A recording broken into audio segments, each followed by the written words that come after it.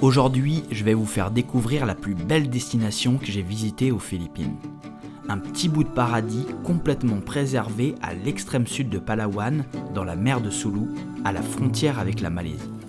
Cet endroit, c'est l'archipel de Balabac, un petit groupe d'îles aux paysages exceptionnels, mais complètement reculés et très peu développés. Autant vous dire maintenant que ce petit coin de paradis se mérite. Dans cette vidéo, je vais vous partager mon expérience à Balabac, car peu de Français y sont allés. Et à travers ce témoignage, je vous expliquerai comment s'y rendre de manière sûre, quoi faire et pourquoi cet endroit est simplement exceptionnel. Si vous êtes amoureux des Philippines, abonnez-vous pour ne manquer aucun contenu. Balabac est un archipel composé de 36 petites îles situées à l'extrême sud des Philippines, à la frontière avec la Malaisie. Ce petit coin de paradis est complètement préservé du tourisme de masse grâce à sa localisation et de ses problèmes sécuritaires. On y reviendra plus tard. Pour y accéder depuis Manille, il faut prendre un avion jusqu'à Puerto Princesa, puis prendre un van ou un bus jusqu'à Rio Tuba, à la pointe sud de Palawan. Je vous recommande le van qui est plus sûr et beaucoup plus confortable. Une fois arrivé à Rio Tuba, vous devez prendre une banca, un bateau traditionnel philippin, qui vous emmènera soit à Balabac City, la ville principale, soit sur une des îles de votre choix. Balabac City étant sans grand intérêt, je vous conseille de prendre un hébergement directement sur une île. Dans notre cas, nous avons dormi sur l'île de Kanderaman et c'était superbe. Le confort y est rudimentaire. Certes, nous dormions dans des tentes, mais quel plaisir de se lever face à la mer, de manger des crabes ou des poissons tout juste pêchés. Ici, que du naturel.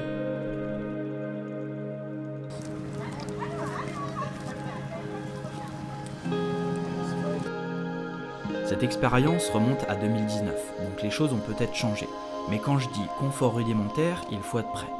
Pas de téléphone, ni d'internet, et l'électricité seulement 4 heures par jour. Donc, prévoyez de quoi charger et prévoyez d'être déconnecté de la civilisation. À Balabac, la vie est simple, tout comme les activités. Vous allez passer vos journées à visiter des îles plus belles les unes que les autres. Vous pourrez croiser des dauphins, des tortues, des raies à quelques mètres de vous, mais aussi des crocodiles. Balabac dispose d'une faune et d'une flore impressionnantes, donc pensez à prendre votre matériel de snorkeling. Vous pouvez tout autant chiller et prendre du temps de profiter des plages de sable blanc en barbotant dans les eaux turquoises. C'est possible et c'est génial. Prenez aussi du temps pour passer un moment avec les habitants locaux ou les animaux qui sont sur les îles. On a connu plein de gens et ça c'était vraiment des beaux souvenirs. Alors, à Balabac, généralement, on y va pour faire des island hopping, c'est-à-dire visiter différentes îles. Les plus connues et les plus belles, selon moi, sont Onuk Island, Sisiksan Island, Punta Sebaring, Batawan et Angela Sandbar. Il y en aura d'autres qui seront plus ou moins loin, mais c'est pour moi les plus belles îles à Balabac.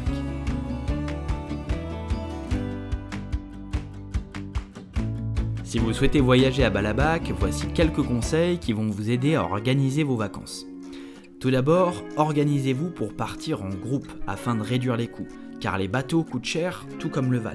Nous sommes partis et nous étions un groupe de 10 et ça nous a permis de maximiser notre budget.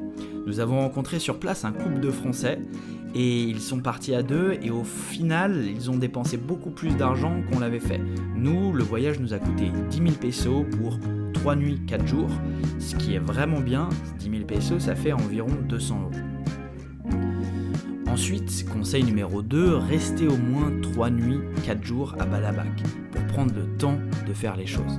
Comme je vous ai dit, les distances en bateau sont assez longues, vous allez passer des heures chaque jour sur les bateaux. Si vous prévoyez de visiter 4-5 îles dans la journée, c'est trop et vous n'allez pas en profiter.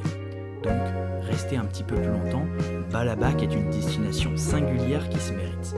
Conseil numéro 3, prévoir le matériel nécessaire, crème anti-moustique, crème solaire, powerbank et tout ce dont vous aurez besoin pour vivre en immersion pendant quelques jours. À Balabac, il y a très peu d'épiceries, très peu de sari-sari et c'est vraiment pas développé. Donc prévoyez ça quand vous préparez votre valise. Ensuite, conseil numéro 4, être dans un état d'esprit relax et être conscient que vous êtes dans un endroit reculé. Donc si vous êtes en famille avec enfants en bas âge, c'est peut-être pas la destination qu'il vous faut. Pas d'hôpital, pas d'accès aux soins, donc faites attention et surtout prévoyez d'être déconnecté de l'internet et du téléphone. C'est génial, mais il faut le savoir. Et enfin, conseil numéro 5, être vigilant et organisé. Attention à la sécurité. Retour chez moi pour vous donner plus d'informations. Ce qu'il faut savoir, c'est que Balabac est déconseillé par l'ambassade française, c'est fortement déconseillé même. Au début des années 2000, il y a eu des actes de piraterie et notamment un couple d'Européens qui se sont fait kidnapper puis tuer dans l'archipel. Et donc depuis cette période, l'archipel a une mauvaise réputation. Maintenant, les choses ont beaucoup changé dernièrement. Si vous lisez des blogs, les avis sur internet, beaucoup de gens vous diront que c'est super safe, qu'ils ont voyagé là-bas seuls, etc. Alors, moi, mon sentiment, c'est que Balabac est sûr, il n'y a pas forcément de problème, mais je pense que vous devez bien organiser votre voyage. Nous, on avait un contact local, tout était organisé, on était un groupe, et du coup, je me suis senti vachement en sécurité. Si j'étais parti seul, je ne sais pas si j'aurais eu ce même sentiment de sécurité. Donc moi, je vous recommande juste de bien organiser, de tout préparer, d'avoir un interlocuteur local pour vraiment être sûr qu'il n'y ait pas de problème. Si je devais conclure cette vidéo, eh bien je dirais que visiter Balabac aujourd'hui, c'est quelque chose d'exceptionnel. L'île est en train de changer, il y a des programmes immobiliers qui sont en train de se développer, donc dans quelques années, ça sera plus du tout pareil, ça sera plus ce paradis préservé. Donc si vous en avez la chance, si vous avez l'occasion, eh bien foncez, faites votre voyage à Balabac. Envoyez-moi un message si vous avez besoin de conseils, j'essaierai de vous répondre, j'essaierai de vous guider vers les bonnes personnes. Voilà, je vous souhaite à tous une bonne semaine, je vous dis à la semaine prochaine pour une nouvelle vidéo. On n'oublie pas de s'abonner et à bientôt. Salut!